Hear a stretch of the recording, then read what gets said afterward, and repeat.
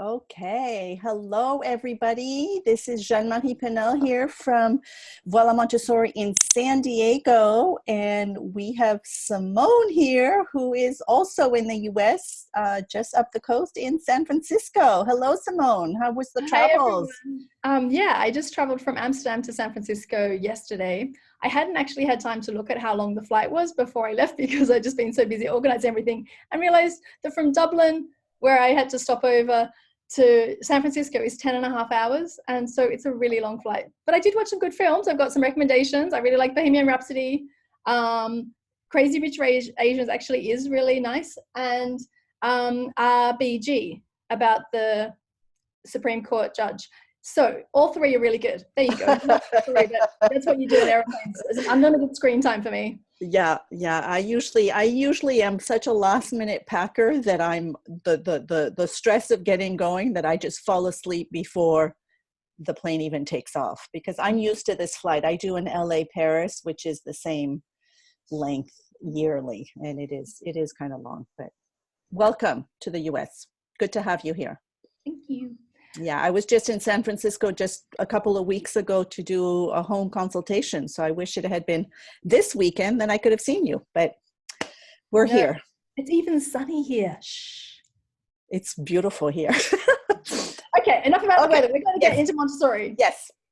So today we wanted to talk about alternatives to timeout and why possibly timeout isn't the best solution when we are trying to get our child to understand something or to maybe help them do better next time. And so Simone, I would love if you would just kind of give us a big picture as to this whole concept of timeout and maybe what used to work for our parents isn't necessarily the best option for the new generation of parents.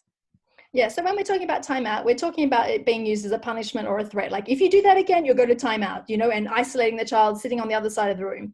I know sometimes these days there's things like called time in or time to calm down. And these actually, if it depends how you address it, there might be a more Montessori approach. But I really mean the kind of like, you're so naughty, go and sit in the chair. You're 2 years old, so you have to sit there for 2 minutes and think about what you did, okay? So those kind of approaches in Montessori, we try and avoid them because what it is first of all, extrinsic motivation for the child to behave. So they're looking to the adult saying, if I'm scared of you, so therefore I'm going to comply. Or they might become scared of us and try and get around us without us finding out. So when we make all these threats, and what we're actually looking for is a longer term solution where children actually learn, sometimes we get it wrong, and how do we make it up to people?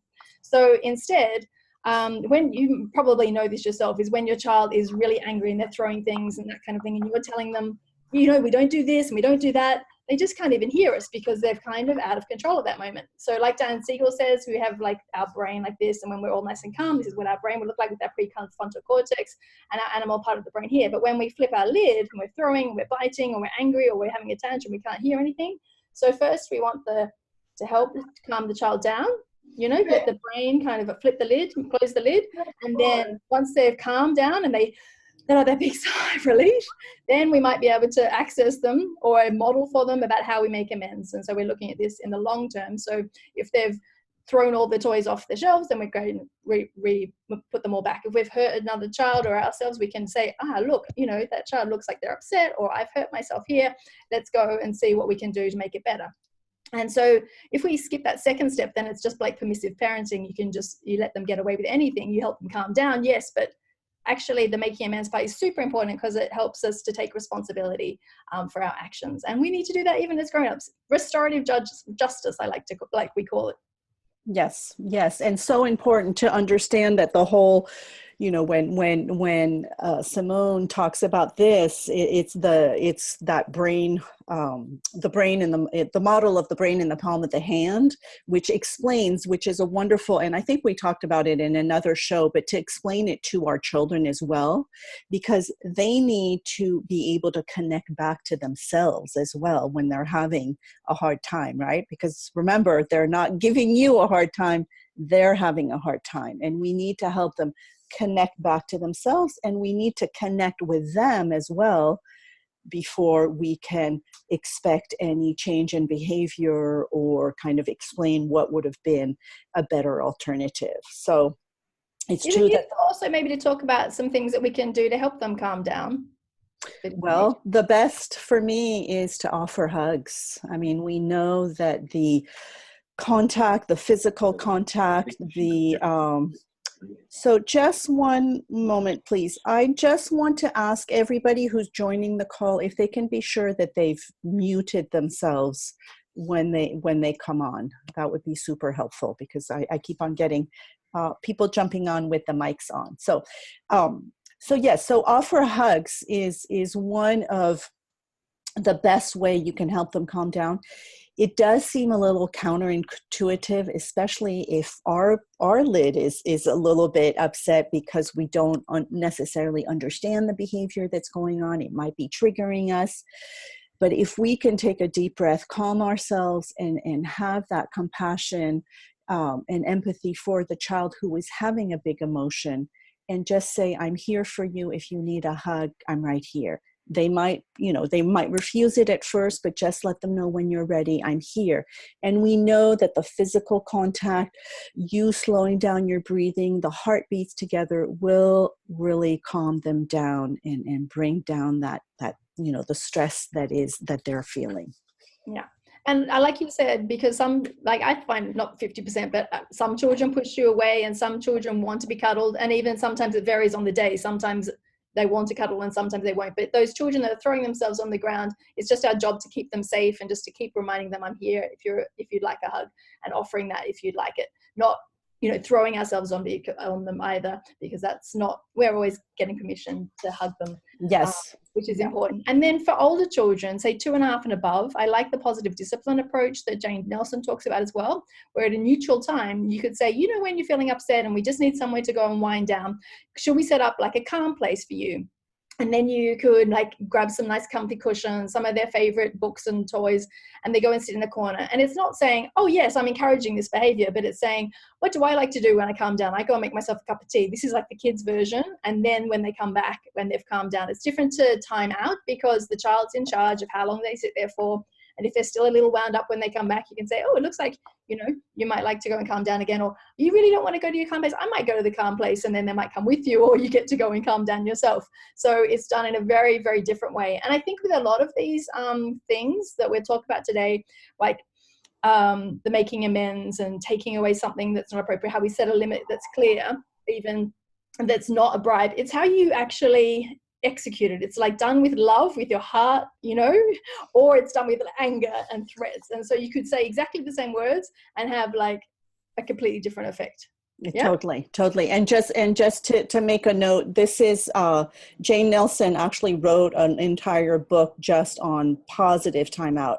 And the concept here, like Simone was saying, is really when we are all in a calm, well-rested, well-fed, happy place, is to really, have the child brainstorm as to what would help them, calm down. And also what's important here is this idea of helping our children listen to their body signals that is going to let them know that their emotional level is coming up and such, because we know that, you and I, we feel it in our body when we're upset, when we're triggered by something. So if we can help our children identify the signals that they are getting so that they're using kind of that positive place to go to as a preventive, as really a place to also learn to just self-regulate, really is what it is. Okay, Jeanne-Marie, I've got the first question for you because I think this is a really good place to jump in. Okay. Chelsea asked, my question is, if I tell my 18-month-old we have to put away toys so we can start preparing or having a snack or having dinner, is it a bribe? Well, it's not a bribe, but I would maybe change the language there, because we have to put toys away. Do we have to? I don't know. It's more like we will get dinner ready when the toys are put away. And so it's just a logical sequence of, as soon as these toys are put away. We're going to start something else. So I don't see it as a bribe. It's just the routine that you have set up. If Yeah. I'm I often give understanding that it example. properly. Wait. Yeah. Yeah, no, that's right. I often also give the example of like that I need to go to the supermarket and the kids wanted to go and play at the playground. And so instead of saying, well, if you're good at the supermarket, then we'll go to the playground, that's like a bribe. But it's Right. kind of like, oh, we need to go to the supermarket and we want to go to the playground. So let's both make that happen, you know? And it's not conditional. So it's this unconditional parenting that we're talking about from Alfie Kohn and the likes. So again, it's in that kind of exactly what Jeanne-Marie says. It's like those two things will happen, but it's how we actually present it to the child so that it's not a bribe, so that it's not conditional about those two things. And just to pick up on what you said earlier about the way we say things, I think that that's really the key there, is to be really mindful of how you're approaching it, so that it's not like, well, once we put these toys away, we'll get dinner ready. It's more just like, this is life. Like, this is just what's happening. So that really positive attitude, and not the annoyance that might sometimes come up, because it's true, we want to put things away before we start dinner, and that sometimes can be annoying. So yeah, and it could also be like, oh yes, we're going to have dinner as soon as we've packed away the toys. So it's kind exactly. of very, like I say that about kids who are trying to grab another cracker before we finish at snack time. I always say, yeah, you can have another cracker when you finish that one. And sometimes you won't be able to, because there won't be any more crackers left. So then you'd be like, oh, you really want another one? Let's make sure that next time you'd like a cracker, and I write in my notebook. And to them, that's just as good. Right. Yeah. So Chelsea's second part was also, if I tell him to put away appliances in the kitchen that he takes out, otherwise he can't start another activity, is it a punishment? No.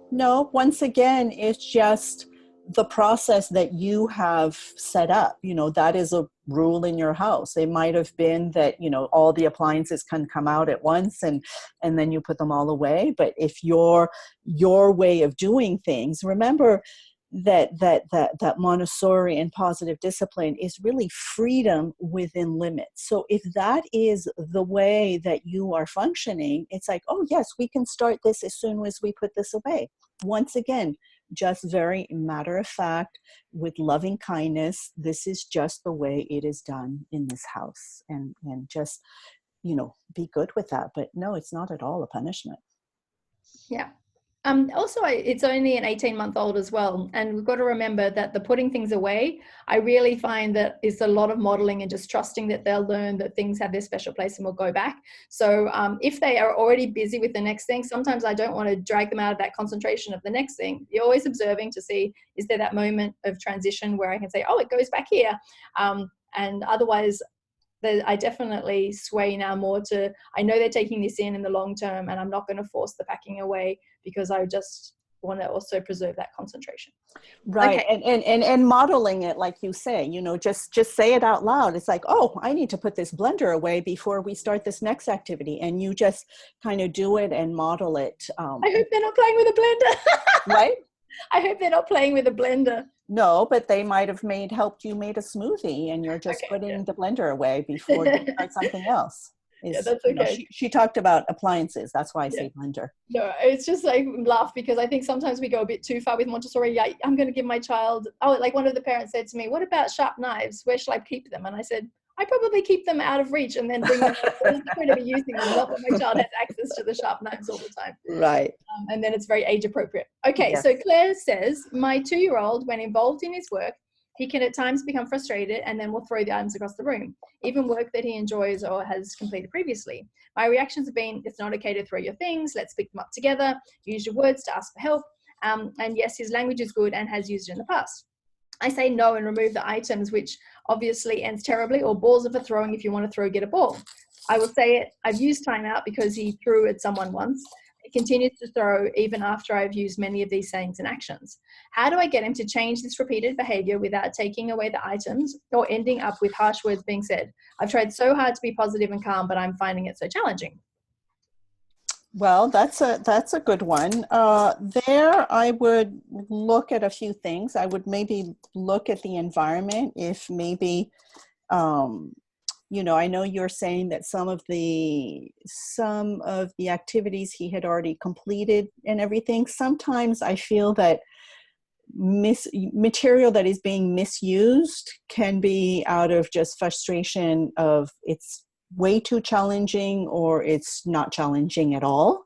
So there can be something like that. So I would observe also just the environment and maybe maybe reduce some of the things that are available on the shelves, things that are maybe repeatedly being thrown, just take them out for a little bit, see if that change. And then unfortunately, like everything is just going to be repetition. It's going to be loving kindness, repetition. And maybe, saying the story beforehand, maybe before they start, doing the work of, oh, remember how we use this. This is, for doing this and that. And not saying not for throwing because they only hear throwing. So you have to be delicate with the words that you use, but just reminding them what it's used for. And then again, noticing that he does have a need for throwing. So let's create as many safe throwing activities as possible so that is also something that right now he's showing us he needs to master. One thing in my classroom, in my baby class, I have a basket of balls for the babies to crawl after, for them to practice rolling to us and catching back and those kind of things. But I don't include them in my toddler environment because it ends up into kicking balls, throwing balls. And so that's exactly what Jeanne-Marie is saying, is like, look at the environment, and actually maybe balls are now for outside. And so they should really be in by the front door where you're going out to play, that we collect the things that we're going to have. I think also that it is okay to remove the balls if they're not being used appropriately, and that's how we set kind and clear limits. So it'd be like, oh, we talked about how we weren't going to throw the balls inside and I left them out. I'm going to put these balls away somewhere safe until we're ready to go outside with them. Because it's saying, use these balls appropriately. If they can't roll them, in a gentle way, say, oh, if you want to play with these balls, we could roll them. Otherwise, we'll put them over here. So it's, again, being kind and clear. It's like, I'm happy to put actually that away if they can't use it in the way that you expect them to use it. And often a 2-year-old won't be able to control that it doesn't get bigger than you want. And the other thing I noticed is, the words that Claire uses is, how do I get him to change this repeated behavior? And when we're trying to change our child, it's a sign. Jeanne-Marie's shaking her head, but it's how we see children. I also made this mistake. Like, how can I change them? And actually, in Montessori, we're trying to kind of see what they're showing us and how can we support them in the long run to show them the balls aren't for inside or throwing, or how you want them to be used in your house, which is subtle shift. But it's rather than me changing something that's new into so he's doing something that's completely normal for a 2-year-old. He's throwing balls, that kind of thing. And even maybe if it's throwing, okay, let's say it's not even balls, it's toys he's throwing, something that he shouldn't be doing. How can I get him to change throwing balls? It's like, in the long run, we're showing him what acceptable behavior is, but at the same time, we want to accept him for where he's at. Boron, posaditi. Posadi môžete si ty vytrhneš i tam ne tam. Po druhú to stranu. Mama, tamo, posadi.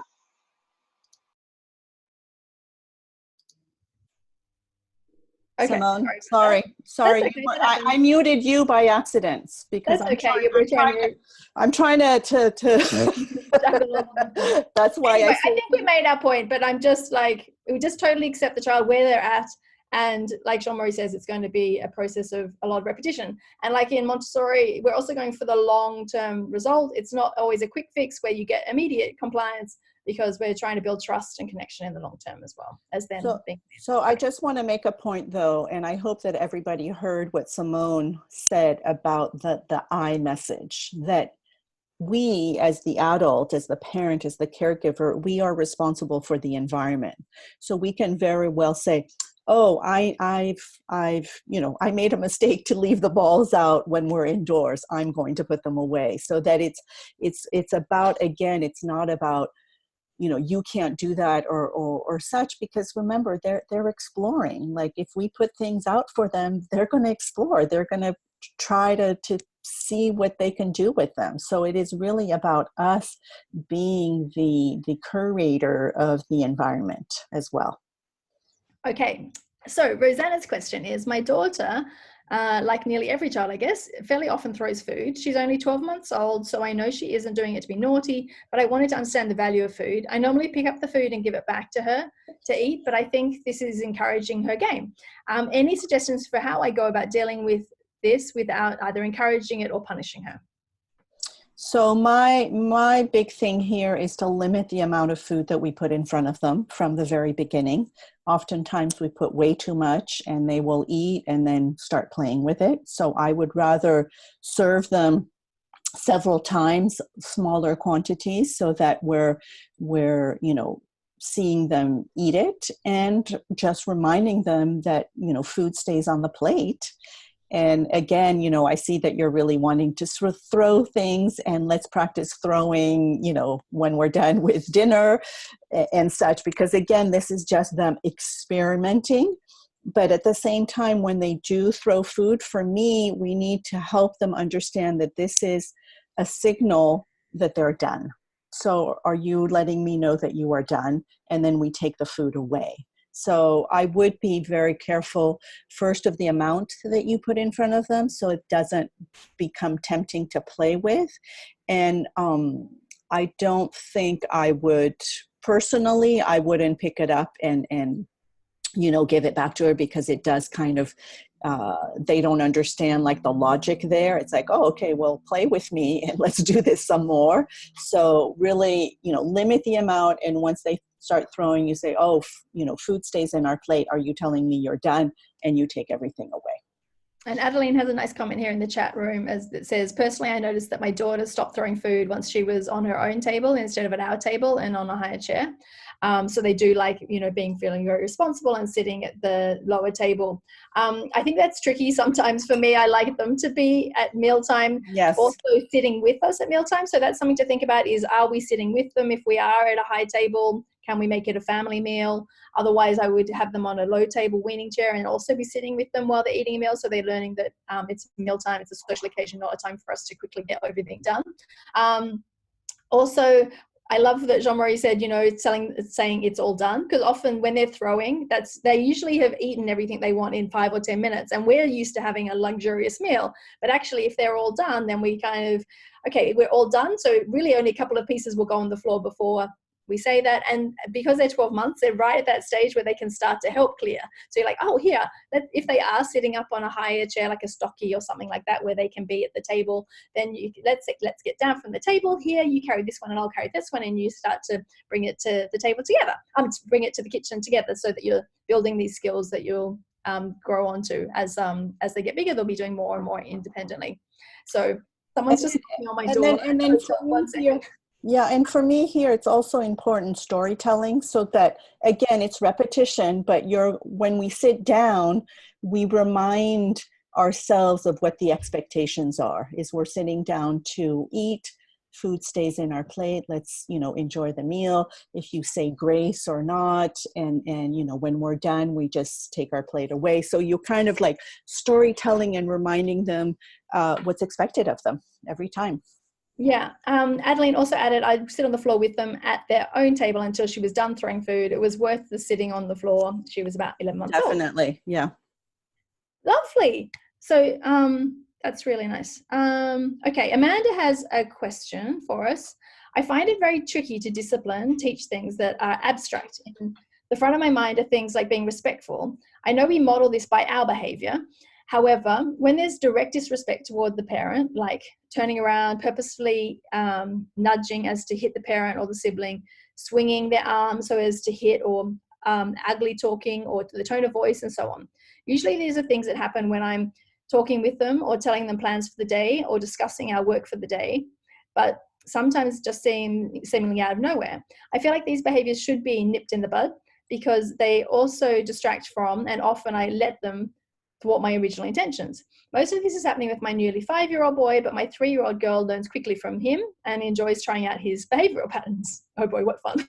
Yes. Yes. So I think Amanda, you're completely right about wanting to nip it in the bud, especially with a 5-year-old who does have, who is able to reason and understand. And you just, have to be very, again, firm and kind. And, in our home or in our family, that is not something that a way that we speak to people? Do you have a better way to ask for this, or do you have a different way, or just it takes practice, and sometimes they pick this behavior up from other children, or if they watch shows or things like that, sometimes it's just you don't know where they're picking up this behavior. So again, super, super important to model, like you say at the beginning. And sometimes you might even want to exaggerate the behavior that you're wanting, at least with them and your spouse or whoever they're watching you interact with. And definitely, if you feel at all in a way that you don't appreciate the way you are being talked to, you have to voice it, and you have to also model that these are my personal boundaries, because this is, again, you're modeling to your child that you don't have to take other people's BS, excuse my language, but you have to like model it, like, what, I really don't appreciate the way you're talking to me, like just say it. So that would be my response. And yeah, maybe you might just need to say, like, I'm going to go and make myself a cup of tea because I need to calm down because I don't find it nice to be. And then they actually see that, it is upsetting. And then you can come back and you can check that they can check you're okay. And then it's building again long term, but showing them what's okay and what's not in a kind and clear way, that it's not okay for you. Also, I would maybe talk about at like a neutral time, not when they're actually nagging. Yes. Or that kind of thing. Is what are your house rules? What behavior do you expect of each other?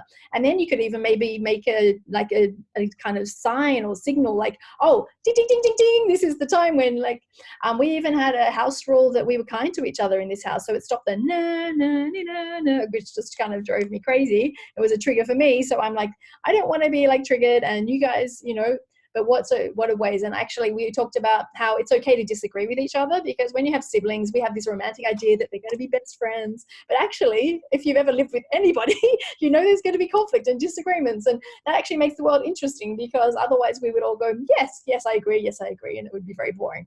There wouldn't be very much diversity. So I always said, like, it's great to, disagree. Let's use our words, not our fists, so we're always modeling those kind of behaviors as well. And the other thing, oh yeah. Yeah, no, I was going to add that also this is totally in line with what we call the grace and courtesy lessons that we give in the Montessori classroom, but that we can definitely do at home as well. And it's really about role playing. It's really about pretending that there's a situation and kind of helping your child figure out what would be the most appropriate, and also what it feels like to be talked that way, so that it's really this understanding of this mutual respect. But that can be done role play as kind of a lesson. And again, like Simone says, it's a neutral time when we haven't had this situation, but we just want to reinforce it.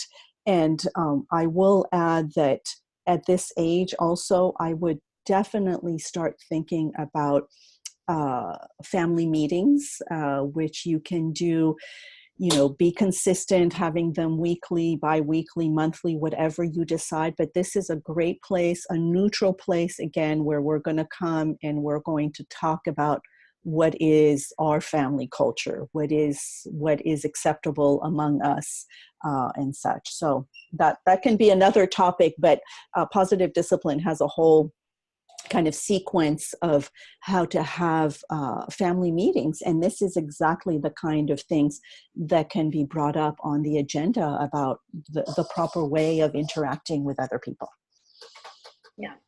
The next question is from Sandra Renu, and she says, nice to see you again on the call. Yes. You used to come a lot.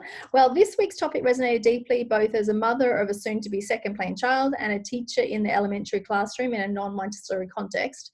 So the question is how to catch undesirable behavior at its bud, redirect or follow-up strategies when bad behavior already has happened with a second-plane child. As a follow-up question, perhaps even wise ways to communicate or take it from there with other caregivers, for example, parents.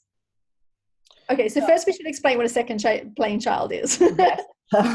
So a second plane child, Dr. Montessori explained to us that from birth to 24 years of age, we would go through 4 planes of development. And so the second plane is the child from 6 to 12, who is a child who has a reasoning mind, who has a lot more imagination, who is actually, an avid using their imagination, who is very interested in social skills, a lot more social than the child before 6, wanting to do things in group settings and such.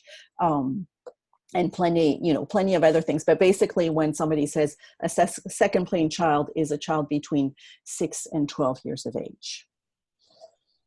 Yeah. And so the question was how to catch the undesirable behavior at its bud, redirect and follow-up strategies with the second plane child. And I'd actually say that it's very similar to any of the younger children. It's the same. What I think is really fun is that I had all the books like How to Talk So Kids Will Listen, Listen So Kids Will Talk, and Positive Discipline, the toddler years, because I hadn't been raised this way. So I was learning a new language as well. And then my son was about 10 and he rolled his eyes at me and I'm like, oh no, like I'm feeling disrespected. How am I ever going to solve this? So I bought for teenagers versions of these books. And when I opened it up, I'm like, oh, this is the same idea. It's just that the older children are able to have more conversations in these neutral moments. It's not like negotiating on the spot when something doesn't go their way. It's just like, oh, I see you're really sorry, like sad about that. One, I might have to think about it. So often that's something I kind of say when I'm kind of put on the spot and I'm not sure, I don't want to make a decision that's wrong and I don't want to be inconsistent. So I'm like, I'll think about it. Also talking, it might actually be that you have to talk about it at a neutral time after it happens. So for example, if someone's super emotional and takes something out on you, then they can't hear you. So again, it would be almost like, do you remember when you exploded this morning and you called me this? I found, it's not okay to talk to me like that. And usually they're like, sorry. So they're really apologetic. And so it's actually doesn't have to be right in that moment for the older children. For toddlers, it does because it's beyond a few minutes. And once they've made amends, we have to drop it. We can't talk about going back to toddlers. At any age, once they've made amends, that we've closed it, we don't need to talk about it for another 3 weeks. It's kind of like we addressed it and now we have to move on because they've moved on.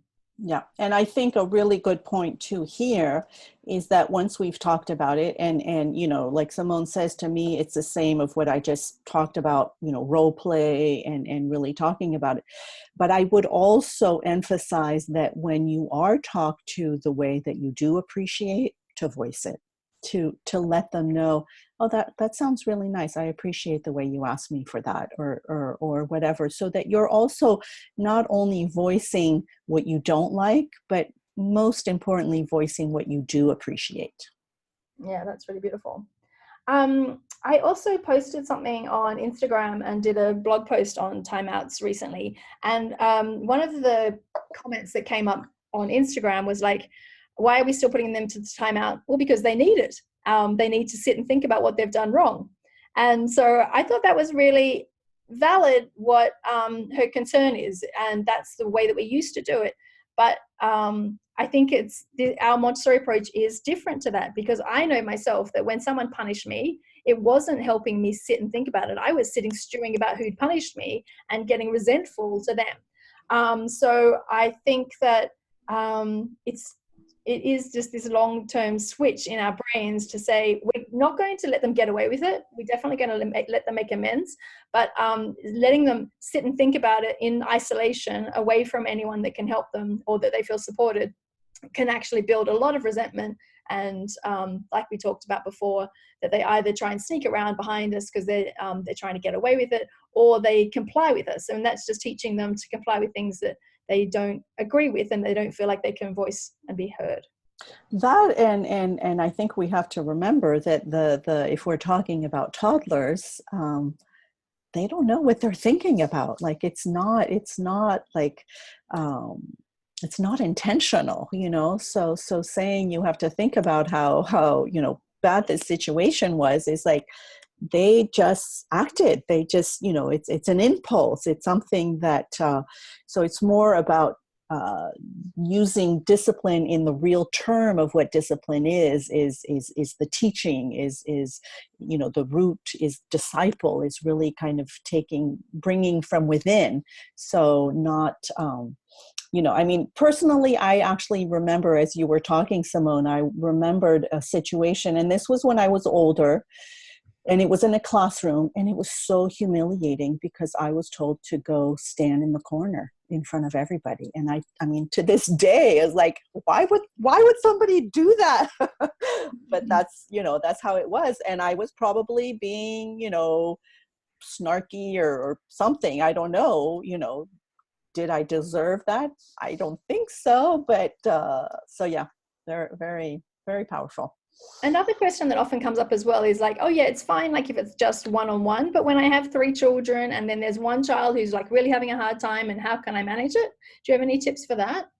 So for me, it's this idea of having an area set up beforehand. So again, what we were talking about earlier, of having more of a preventive area, so that you can say to this child, I see that you're having a really hard time. Do you need some time alone? So it's more about, it's not used as a punishment. It's more about helping the child realize that maybe their cup of excitement is too full, or something is going on that is making them feel upset. So inviting them and asking them, like, I see you're having a really hard time, and right now I need to, maybe if you do have 3 children and the 2 other ones are younger, maybe you need to be very, upfront and say, I want to be with you and help you right now, and I need to finish, changing the diaper on this one or feeding this one, and I will be with you right now. What can you do to help yourself calm down until we can hug or whatever, the next step might be. But having that preventive space for them, that self-soothing space for them, is really very important.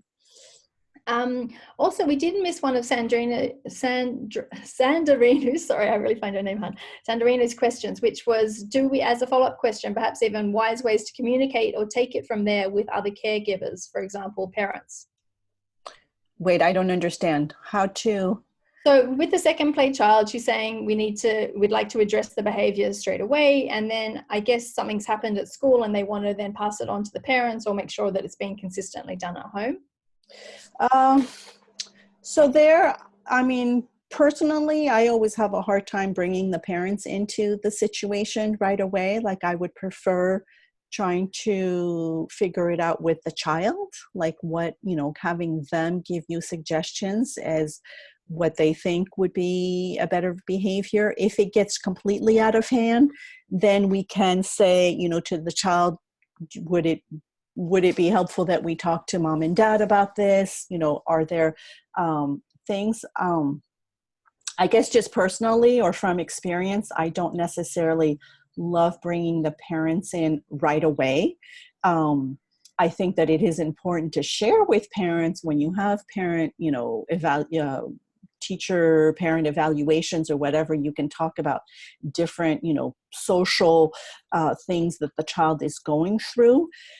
But for me, we never know how the parents are going to react and what their form of discipline is. So I would be vigilant sometimes with that. And I want to take care of the business of how I want my classroom to function among myself and the children that I have to deal with. So definitely, if you are using positive discipline in the classroom, classroom meetings are amazing, and especially for older children, they're a great way to be able to share what's going on, to be able to come up with solutions together as a group of children. And they are so amazing with the solutions that they come up with in those meetings. So establishing that more for me. And then if the child and you have made a decision as to what is the proper way, then maybe you can have, share with the parent or have the child share with the parent of what's been decided. Yeah, I really like that, because it's a bit like it's closed, actually. You usually have come into a solution in your classroom. So if you then bring it up with the parent, then they feel like they have to again address it, then actually you have this problem of it not being finished. And like you say, it might be treated in a different way. But also in the long term is also looking at your parent education. And are you educating the parents how we could, it's working in the classroom, so how can we show them how to be doing this at home as well? So that's also something that we could be thinking about. So that's sharing articles about why punishments don't work, or parent library resources if they want more reading on it. So for example, Alfie Cohn's Unconditional Parenting we mentioned earlier, or the Positive Discipline books by Jane Nelson, or the How to Talk So Kids Will Listen book, which also has a chapter on alternatives to punishments.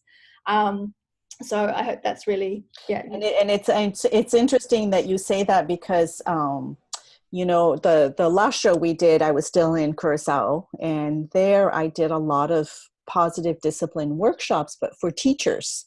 So for the teachers, the local teachers, and one of them, we had this great 3-hour workshop, and at the end they said, but you know what? We need the parents to know the same information so that we're on the same page. So I think that that's, very, very important, that whole parent education piece where you're giving all the parents the same language that is being taught in the classroom, and kind of the alternatives that you have come up with the children. Yeah, great. So I've just posted in the chat box if anyone has any questions that are coming up from this conversation, because we're at the end of our list of questions. There's one other thing that often I get asked about as well, is like, here, you're being horrible, and so I'm offering you a hug.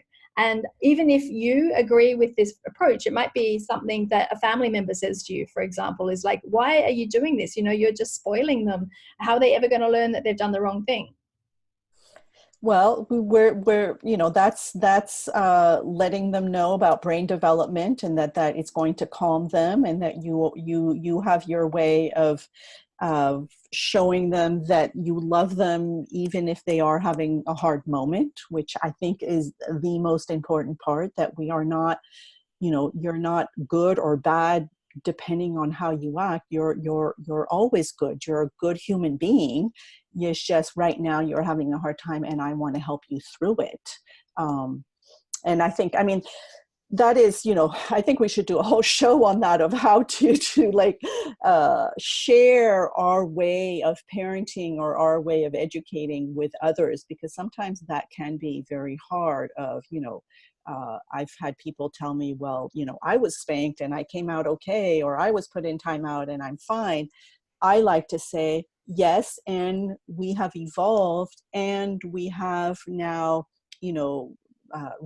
scientific research that is showing us different things. So now that we know better, we can do better. And, maybe our children's generation will find new ways too, like we're always evolving. So, I think it's just about staying in the positive, and knowing in your heart that this is what is right for you and your family. Yeah, I think that's really beautiful. Also, the part is like, oh, it looks like I'm helping them, calm down. Like, you might see me helping them calm down, but we're also going to get them to take responsibility once they're calm, is them in the long term. And then you explain about restorative justice versus punishments. And, actually it's really great, because I need to find out more about it. But in Holland, there's actually prisons closing because restorative justice is such a big part of how they deal with, bad behavior. And so that's a really, it's not just for toddlers, it's really as you go through life, how you make amends and make it up to the person that's done wrong. Because there's a lot of shame involved when you've hurt somebody, and it's not, then you don't make it up to somebody. So something that we should really deal with. We did get a couple of questions in the chat box, and Rosanna said, my only question is how I can get you two on speed dial. How cute is that? Well, we're here. And I love you. You'll just have to save it up. And then Adeline said, life would be much easier with Jeanne-Marie and Simone on speed dial indeed. It's very sweet. But, this is our approach. Montessori works for us, and I understand and respect people who don't like this way, but I'm glad it's helpful. Daniela asked, I'm not sure if my question fits the discussion, but I was curious about any tips on transitions from cot to bed. So that's a good one. And one of the reasons why I like to just start with a floor bed from the beginning. But here, is having a conversation. It's story, and it's about, my apologies, there's a plane going over. It's about taking the cot apart, or the crib as we say in the States, apart, and using the actual mattress from the crib at the same location that it's always been. So you're not changing too much, and you still have that point of reference for them, but it's a lot of storytelling at the beginning. And just know that when you're going to do this, it's going to change, because there's going to be a newfound freedom, and there's going to be some new routines that you're going to need to put in place. And that at first they're going to go, oh my gosh, I'm free, I can get up and I can come see you and all of that. So you need to decide ahead of time of what that routine is going to look like, and really, taking them back to their bed and such. But that is so personal, because, I have some families that I mentor that, they might bring them back throughout the night, but at 4 a.m., that last one, they let them come into their bed or whatever. So it's kind of, it has to fit with what you're needing for sleep, how you're wanting to stay organized, and just be consistent. Really be consistent in establishing a very, very simple routine. For me, it's like keeping it as simple as possible. But so if you want to transition, is really trying to have at least the same surroundings, because they have that point of reference of where they've been going to sleep and such. So hope that makes sense. Yeah, and I think that just being kind and clear, it does fit into today's theme, is just like, oh, you really want to get up and it's time for resting. Other people I know, like, let their children get up, play in the middle of the night and take themselves back to bed as well. So, like Jeanne-Marie says, there are lots of personal decisions, but trying to be consistent for your family. It's like, oh, it's after 4 o'clock, you can come into our bed now, so that they also know that that's what it is in your house, rather than just, it's mostly, I only get concerned when parents say to me, how do I get them out of my bed? Then I know that there's someone not having their needs met, because I'm happy for parents to co-sleep if that's what they're happy with the arrangement, and otherwise not. Right. Also, I find that actually 95% of times when families have decided to shift from a cot to a bed, and the earlier you do it, the better, then it actually isn't such a big issue. We're more worried about what's going to happen. And when we're just, how exciting, we're moving to our new bed and we don't make too big of a deal about it, and they just lay down. So my kids switched from a cot to a toddler bed, because we hadn't done the floor bed thing, didn't know much about it. And it worked perfectly, because they were safe enough during the night because they didn't roll out of their bed. But then in the morning they could climb out as they needed to, and could start to play, so they didn't have to cry out to us. So it worked really easily. Yeah. And so that's something just to think, like, actually, maybe I don't need to make such a big deal about it, and it's all going to be actually okay. And I know some people who they do get out, so they actually sit with them until they fall asleep for the first couple of nights, and then they start to move their chair closer to the door, and then eventually outside the door, and then remove themselves completely if they're really finding that they're having to go back in and keep putting them back, and then they're fighting to get the child into bed. So there's some options depending on what suits you. Yeah, and like Simone says, it's like, don't expect that it's going to be hard. Like, make the expectation that this is a time that they're wanting to transition and needing to transition. I know for me, I did not do a floor bed for my eldest because I didn't know about it.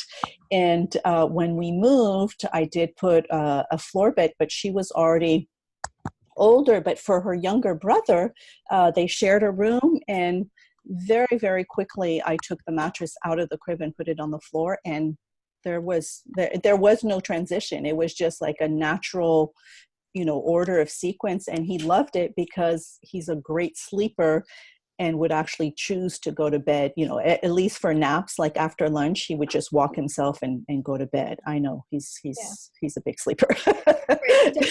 Exactly. We have a double bed in that room already. It used to be the guest room. We also just switched rooms, so we're waiting for him to acclimate to the new room first, which is great. And then Adeline said that her daughter started to sleep so much better when they transferred it to the floor bed, and they were just so worried, and they didn't need to be in. Exactly. That's great. So they're all of our questions for now. And so we've got 10 minutes left for the call. Okay, so I have some questions for you, Simone. Fun.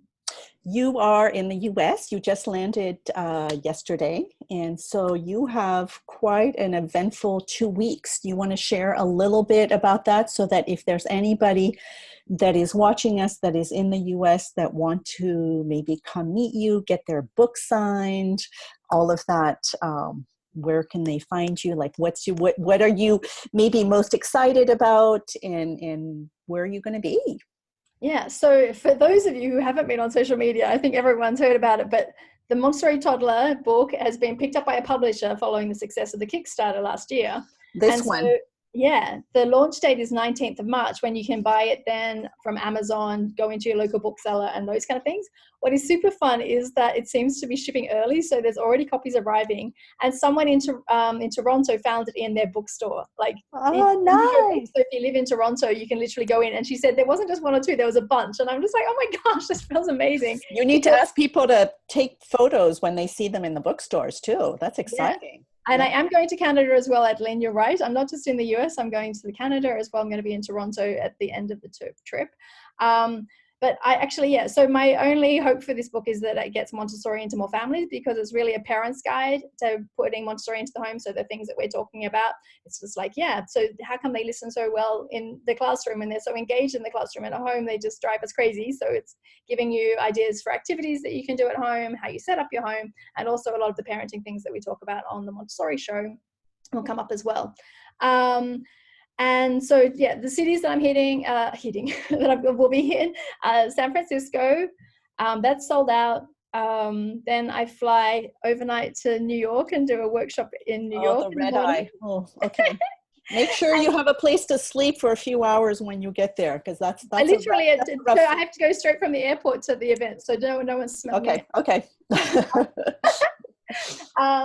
And then that evening we'll be in Brooklyn doing an event at a bookstore. So all of these, the bookstore, I'll tell you where to look up the details. Then I go from New York to Virginia. Yeah, to Virginia. Okay. Then we'll be in DC for the Montessori event, which is the big AMS event that's going to be there. That's right. And you're speaking there, right? Yeah, so I have a booth so that people can come and buy a copy from me there if they haven't ordered it already. And I have a talk as well. And they told me that the room is set up for 220 people. So please come and fill the room. Well, I think they're going to have to move you, because everybody's expecting and really excited about seeing you. So they might have to get DC, a new.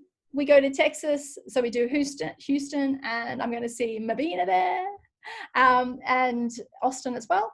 And then after it goes Austin, Houston, and then to Toronto and Chicago, and then home. And then I go straight back to my class. Will you have any time to visit any of the wonderful Montessori schools that are in some of those cities? Because I know for Austin, for example, there's the amazing Austin Montessori and things like that with so other than the schools where I'll be running events, I won't get time this time to do anything. It's a really full schedule. I pretty much am on an airplane every day and doing a workshop or two sometimes in one day.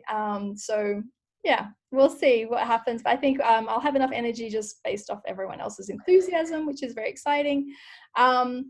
And what am I most what are your go-to self-care when you're looking at this kind of the next 10 days? Like, what do you know that you have to do once in a while to just be able to stay? Yeah, so I kind of am laughing because everyone's going, it's so exciting. And I'm like, well, actually, my perfect day is waking up and having breakfast and going to my class and then meeting a friend for coffee and then hang out with my kids in the afternoon and having dinner, maybe answering a bit of email and going to bed. So, to actually have all the excitement around it is actually quite uncomfortable for me in some ways. But I'm knowing that it's so fun to connect with Montessori friends all around the world. That is giving me a lot of energy. I packed a yoga mat, a travel yoga mat. So I've already done yoga this morning when I woke up at 4 o'clock this morning. I also would just really kind of, when I haven't got something on, I'm going to decompress in hotel rooms and I'll go for a walk and get some nature wherever I can. So I've spotted a park nearby where I'll go later after this call, which will be really nice. And eating, my friend Debbie told me, who is a book tour genius, told me to drink lots of water. So I'm drinking water, hydrated. And my sister, bless her cotton socks, had some is coming over to help the first week because she used to live here probably 10 years ago now, and has a lot of friends in the States. So she's using it as a good excuse to help me and catch up with friends in all the cities as well. So some sister time, I think, will also give me a lot of energy. Oh, wonderful. Wonderful. Well, it is very exciting, at least for all of us to have you be part of, to do this whole tour and everything. Whoops. So wonderful. Wonderful. Very exciting. And how about you, Jeanne-Marie? What have you got happening at the moment? So I am back home after being gone for 4 months, which is actually quite nice to have my little whereabouts, reconnecting with some of my friends, local friends and everything. Right now, I have something that I'm working on that is creating a comprehensive digital course on Montessori parenting. So this will come out later in May, but that is my main focus, and it's a lot of work because I want to put all the bits and pieces together and really be able to share with those interested in Montessori parenting, kind of a comprehensive guide. So that's what I'm working on mostly. And then I have my membership that I'm really happy with, that is lovely, and still doing my private consultations and such. Like I was telling you, I was in San Francisco just 2 weeks ago to do a private consultation with a family. Next week, I'm going to Florida to do the same. So, just going about and sharing Montessori every which way that I can as well. That's good. I also forgot to mention, Jeanne-Marie, that if anyone wants to see where the events are, I put it on my website under book tour. So it's montessorinotebook.com/book-tour. There's also a tab on there, and you can also find out, there's some great pre-orders that are happening if you pre-order before the 19th of March. So there's like these beautiful routine cards with Hiyoko's illustrations on them. So you'd be able to, we've talked a lot about checklists, and this is a way of creating a beautiful checklist with your child about how you can go to bed with ease and grace. So getting them involved in that process. There's some language cards, which are beautifully illustrated by one of the workman illustrators in the design department. There's a calendar that you can hang up with like little inspirational things, some screensavers for your computer. It's nice an Australian accent. And then also there's a 7-day series of emails with different tips and things like that. Yeah. So what's the website again? It's the montessorinotebook.com, and for the book tour it's /book-tour, and for the book it's /the-Montessori-toddler. And you'll put it in the email that you send out, correct? Sure, I can send through. We haven't got any links to send today, but I will definitely send through the show notes, and maybe we can put instead in the books that we recommended throughout, we'll put some links in there as well. Yes. And so everyone's super excited. Thank you everyone for your enthusiasm in the chat box. Like, great book news, so excited about this book. I'm going to be fantastic apparently. Okay, perfect. So I am going to put it in the chat right now for everybody that wants to there. It's in there in the chat if anybody wants to see, if you are in the US and want to try to see Simone. So there, get your copy, your book signed. So Christina just asked, this is my first Montessori show, and I just wanted to say thank you both for your amazing blogs and social media accounts. I've written down a page worth of notes, and I can't wait to put all this information into place. Oh, you're most welcome. There's one other thing I forgot to mention. Oh, no. I just keep quoting you all the time. I keep telling it. So everyone, Jeanne-Marie says, it's my job to keep you safe. And that, yes, I think is the clearest limit you can set when we're dealing with an alternative to timeout. If you just said that, like, just write that phrase on your fridge, because I've used it multiple times already since we spoke about, I think, last Montessori show. And it's such a kind, clear way of saying, it's my job to keep everyone safe. And then you can kind of say, let's separate, if there's two children who are hurting each other, it's really not letting them get away with everything. Safety first. Yeah. And to me, it comes back to what we said earlier, that it comes back to that I message. Let's use those messages of what my job is, or I'm feeling that this is not safe, or such, as opposed to always telling our children what they can and cannot do. I think it's a lot more powerful. So I'm glad that that's been useful to you as well, Simone. Can I wait 1 second? I haven't shown anyone the book. I keep forgetting in Instagram stories, and so lots of people haven't. Have you got it there? I've got it. I've got one. Can you show people like the instead of this, say that page at the end? So, oh yes, that's a great, there's a whole section about, it's on page 224, and Simone has this whole table of, instead of saying something, try to change the language, and the language, our language is so powerful. It goes so much into that unconscious that it's really important. And this is instead of this, that, which is wonderful. Yeah. So I've got my copy over here too. Oh, and there's also, I wanted to show you, like, there's beautiful illustrations of like how you can set up Montessori activities and the types of Montessori activities by like kind of, these are all eye-hand coordination activities. And it's not just pretty pictures though, there's text that are like about encouraging curiosity in your kids. And also real family examples that Simone asked to feature in there. And I don't know if you guys have noticed, but she has taken over the Monty Kids Instagram feed and has been sharing some of that there too. So wonderful. Yay! Yeah. So get your copies and let's get Montessori into all the homes around the world. Don't have to, but if you find it useful, that would be, And if you work in a school, get your schools to buy a few copies so that they can loan them out to parents. This is kind of our guide to future peaceful generations. Very important. Very cool. Yes. All right, Jeanne-Marie, I'll let you go, and we'll let everyone get back to their day. Thank you all for joining us. The Montessori show is not without you, because we love your questions coming in, and we'll be back in a month or 2 or 3. We'll just see how our schedules go, but we'll be back regularly to check in with you all. Yes. Thank you, everybody. Have a beautiful Sunday. Bye-bye. Bye.